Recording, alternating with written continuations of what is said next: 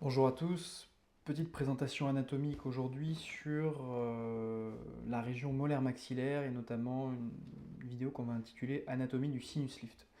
Donc le sinus lift est pratiqué dans cette région, donc la région molaire maxillaire qui est située donc juste en arrière de la bosse canine, juste ici, qui donne l'insertion au muscle canin, et juste en avant de la tubérosité que vous pouvez voir en arrière, et donc la région ptérygo-palato-tubérositaire. Donc à son bord supérieur, vous aurez également le nerf infraorbitaire avec le foramen infraorbitaire qui est le lieu de terminaison du 5-2 en ces trois branches, labiale supérieure, nasale externe et une branche palpébrale.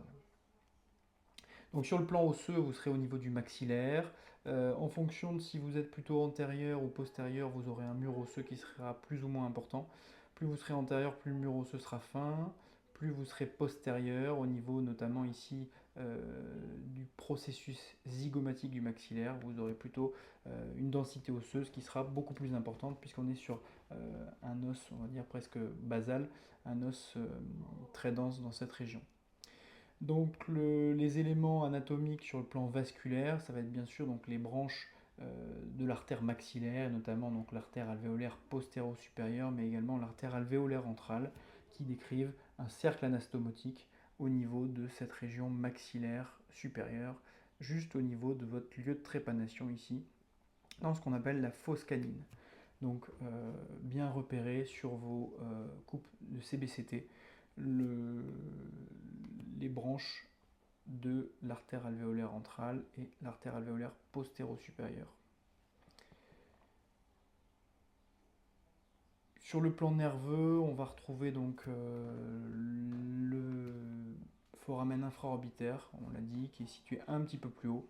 Foramen infraorbitaire, chez un patient pas atrophique, chez un patient sain, il sera quand même relativement haut, donc les écarteurs sont quand même assez à distance, mais malgré tout, attention au risque de troubles de sensibilité transitoire liés à la compression du pédicule par des écartements un peu intempestifs. Donc voilà pour les éléments importants pour cette région molaire maxillaire, pour cette intervention du sinus lift, qui est une intervention très fréquemment réalisée au niveau préimplantaire. Donc outre après les notions d'anatomie sinusienne, l'abord maxillaire ici se fait au niveau de cette zone, au niveau de la fosse canine.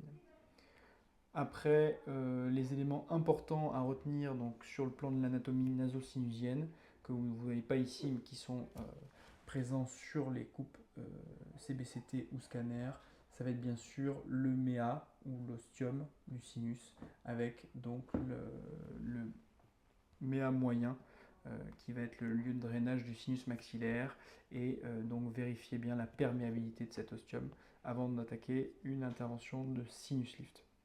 Je vous souhaite une très bonne journée, à très bientôt.